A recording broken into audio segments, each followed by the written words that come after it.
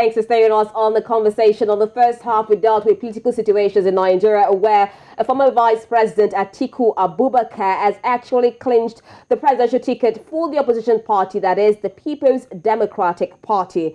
Now we move on to our second discussion for today, where the chairman of the African Union, Macky Sall, has called for calm and dialogue between the Democratic Republic of Congo and Rwanda.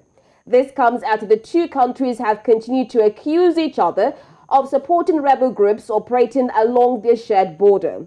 Sall appealed to the two countries for calm and dialogue for a peaceful resolution of the crisis with the support of regional mechanisms and the African Union.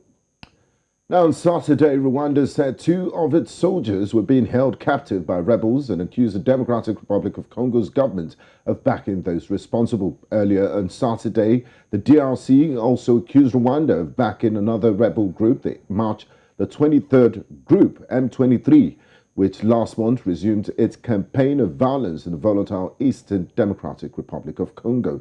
In retaliation, Kinshasa suspended flights to the DRC by Rwanda's flag carrier, Rwanda-DR, and summoned Kigali's ambassador.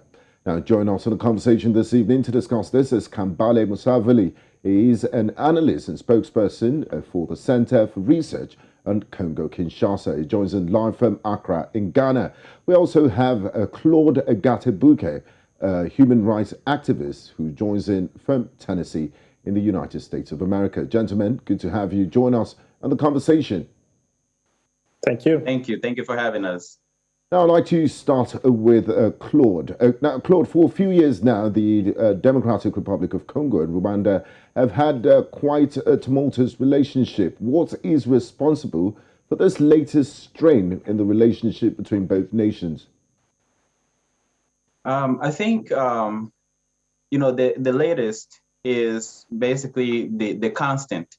The Congo has been invaded by Rwanda multiple times over the last 25 years to the tune of 6 million innocent Congolese.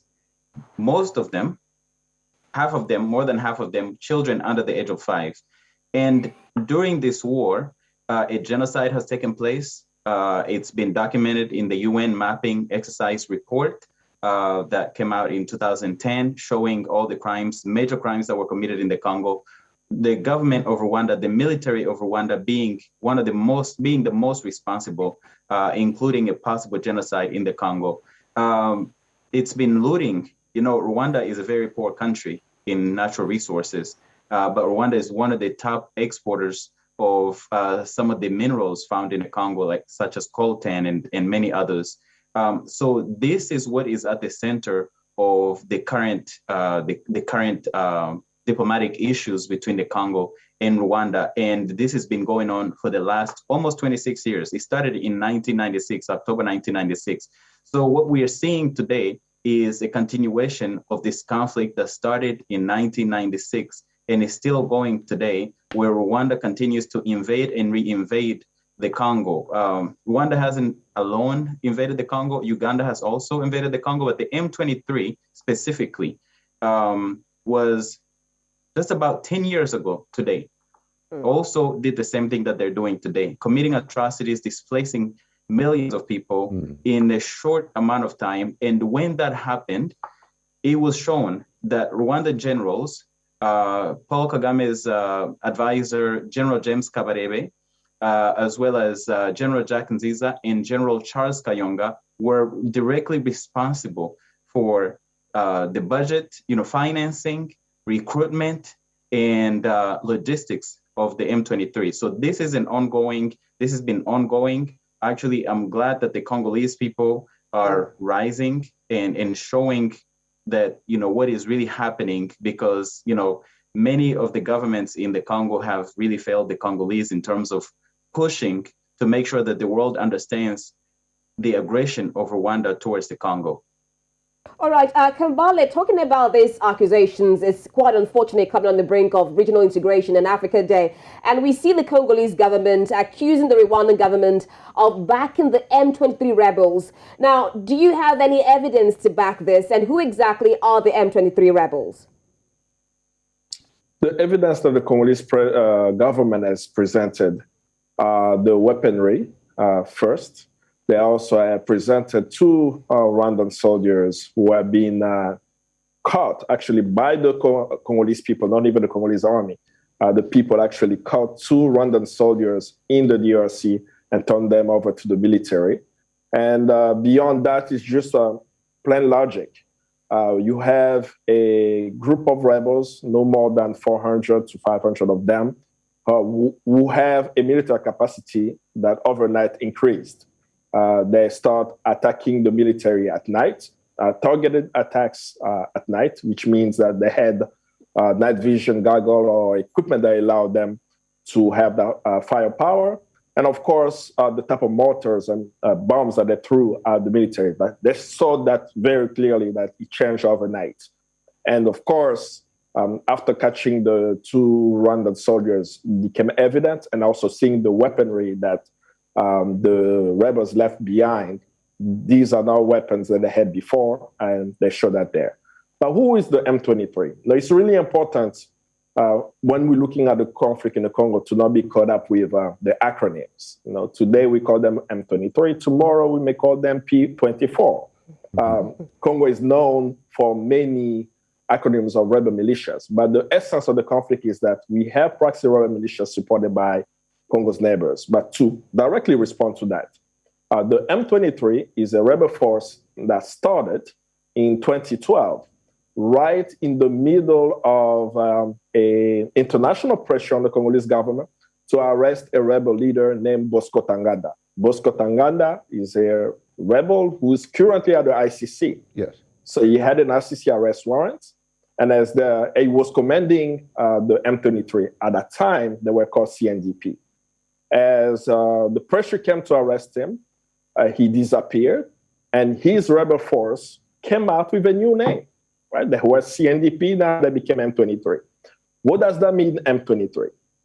The CNDP rebel force in 2009, on March 23rd, 2009, signed a peace agreement with the Congolese government where they took the rebel force and integrated them into the military.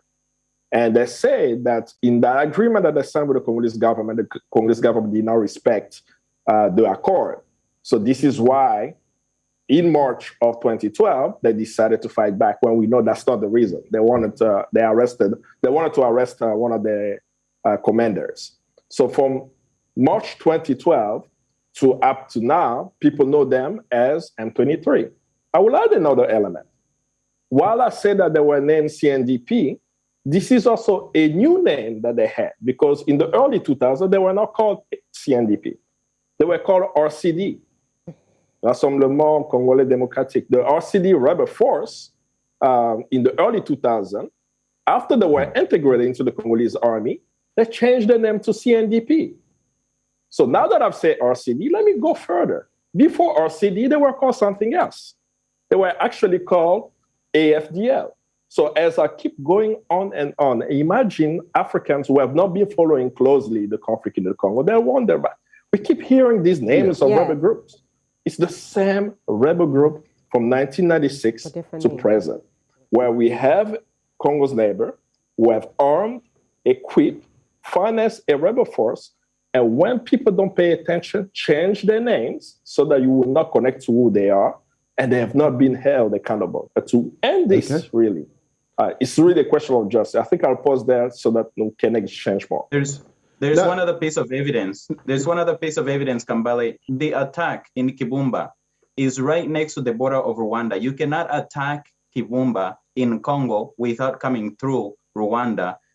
You have to have the backing of the Rwandan troops, otherwise you will be crushed. Now, talking about Rwanda, Claude, you are from Rwanda, you're Rwandese, and this is really a serious escalation in the relationship between the DRC and Rwanda. Just a few weeks ago, the DRC joined the East African community. Now, the ambassador has been summoned, flights have stopped, Rwanda flights have stopped coming into the DRC. How has Rwanda responded to these really serious accusations by Kinshasa, Claude?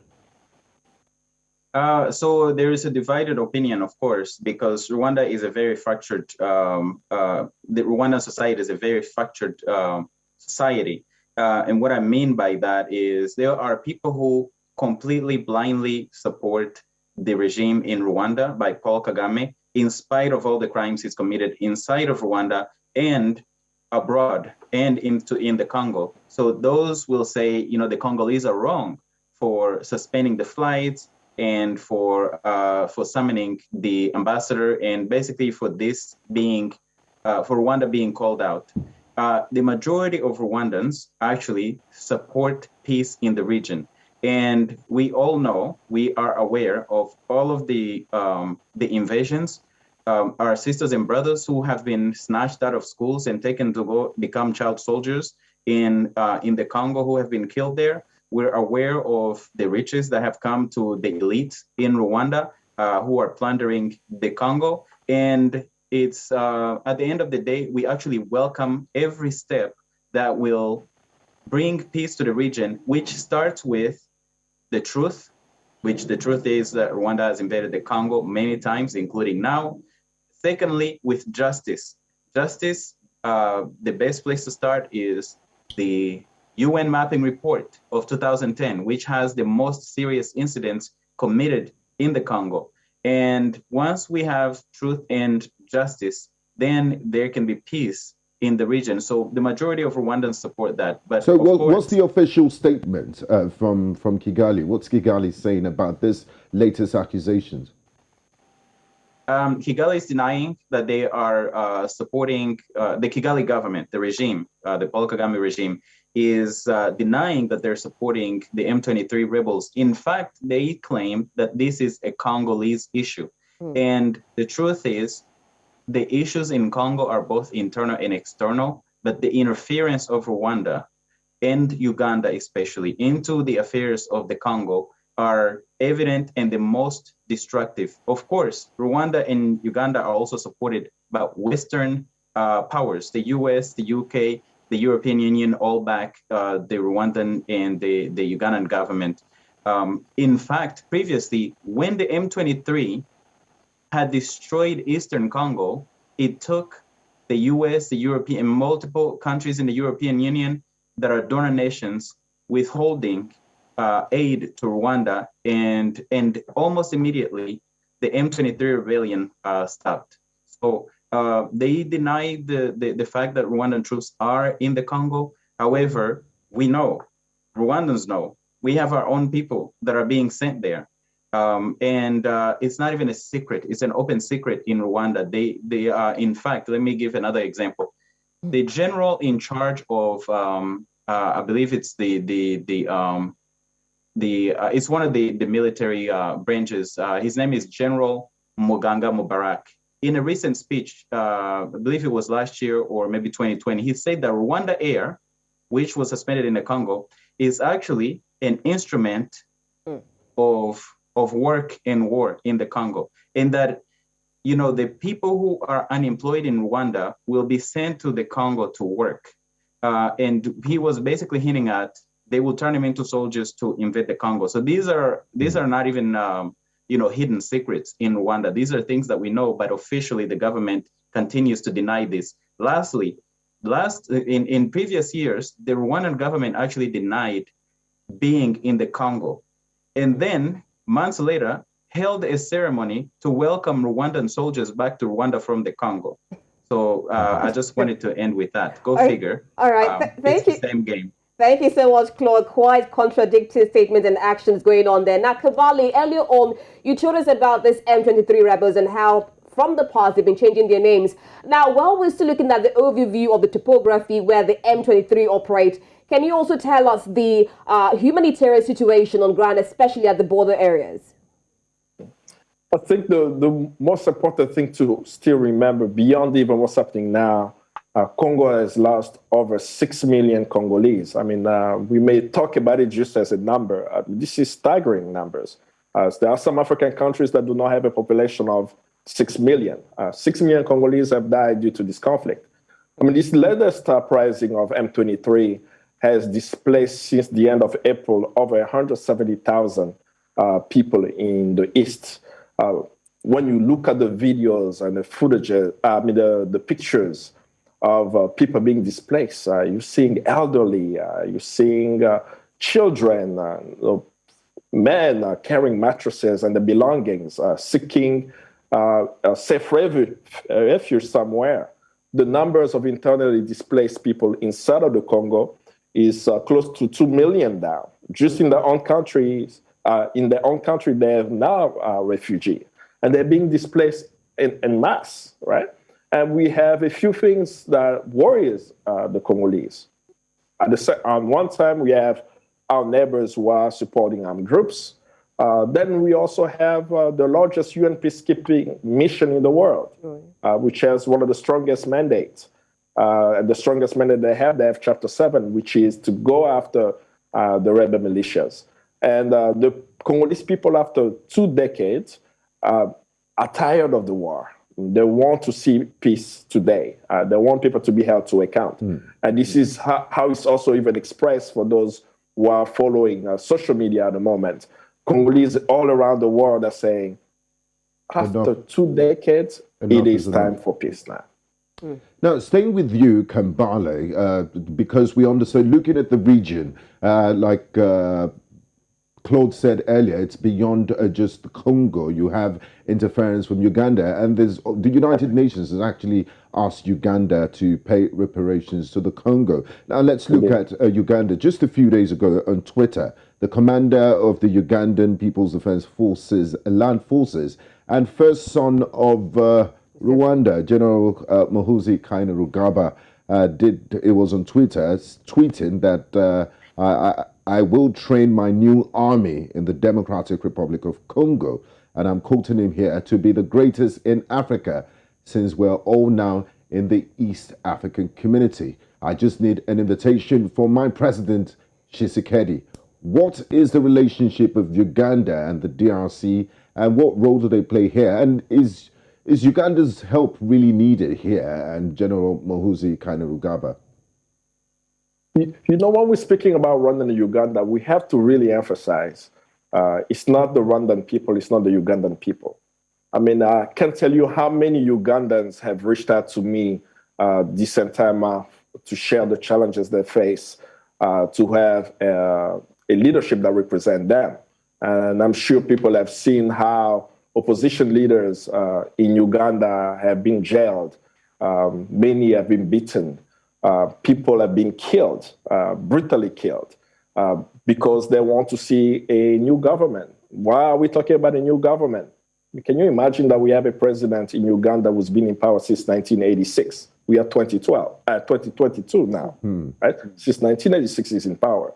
So when the son of Musavuli is speaking on Twitter, I'm still waiting for the official statement from the Ugandan government, because it's worrisome already what he's saying. He has admitted on his Twitter page that he has won many wars, so which means that he's confirming that him as a commander, because we know the UPDF were in Congo, that he won a war there. So which means that they need to pay the $325 million reparation to the DRC, which he has admitted on his Twitter.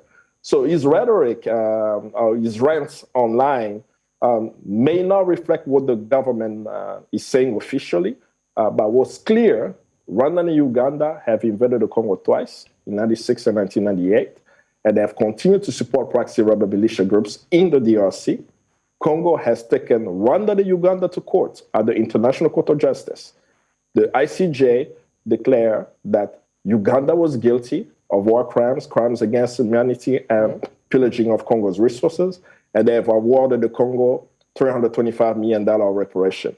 The case for Rwanda was dismissed in the court, not because he didn't have a merit. The only reason it was dismissed is because Rwanda has never signed the Rome Treaty, which means that the ICJ does not have jurisdiction.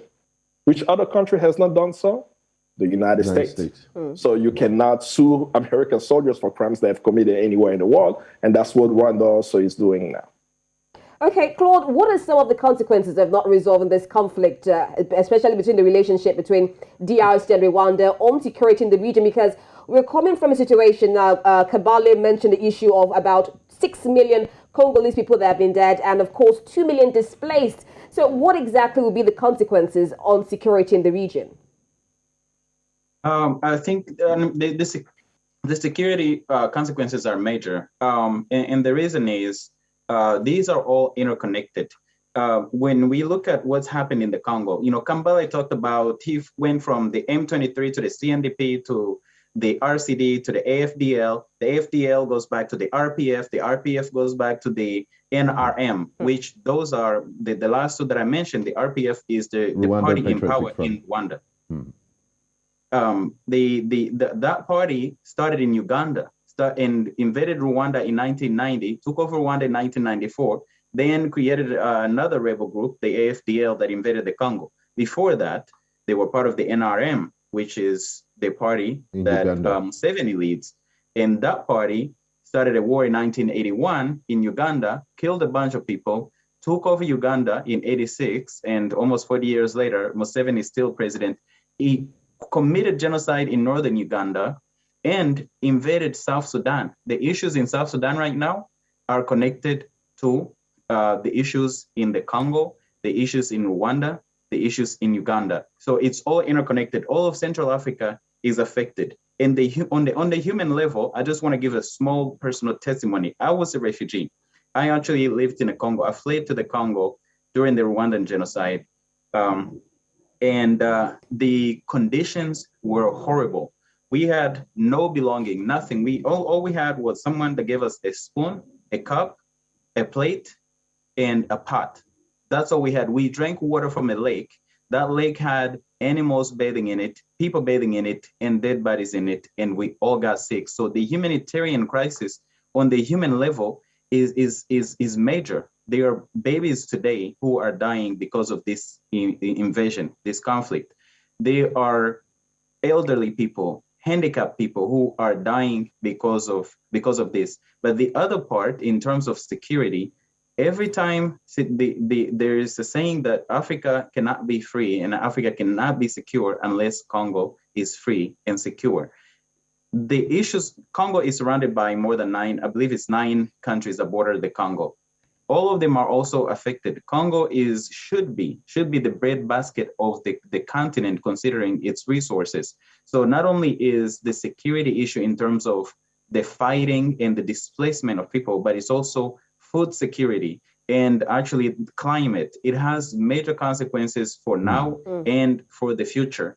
The other part of it is that look at the Ukraine right now, and people are complaining about the price of goods, wheat going up, and all of that. The Congo can feed the whole continent of Africa and most of the world. And not only that, but also provide electricity to all of that. All of that, we are being starved of that on the whole continent. Because Western-backed countries are backing rebels destabilizing the Congo. I really wish we could go on and on. There's still so much to cover and unwrap, but unfortunately, our producers are telling us it's time to wrap and leave. I would like to say a very big thank you to you, Kambale Musavuli, from joining in from Accra. He's the analyst and spokesperson at the Center for Research on the Congo-Kinshasa. And of course, I would like to say a big thank you to you, Claude Gatebuke, human rights activist who joins us from Tennessee in the United States. Thank you very much, gentlemen. Thank you all. Thank you. And I really hope that the African Union, like Macky Sall said, they're going to use the African Union security and peace mechanisms to resolve this conflict. We hope so. Anyway, this is where we'll draw the curtains for today's edition of the conversation. Earlier on, we talked about situations in Nigeria, and right now, situations between Rwanda and DRC, where there's been accusations from both governments of actually falling the M23 rebels. Well, do join us again on Wednesday for another conversation on News Central TV. I am Rita Omodia. And I'm Benga Aboroa. Bye-bye.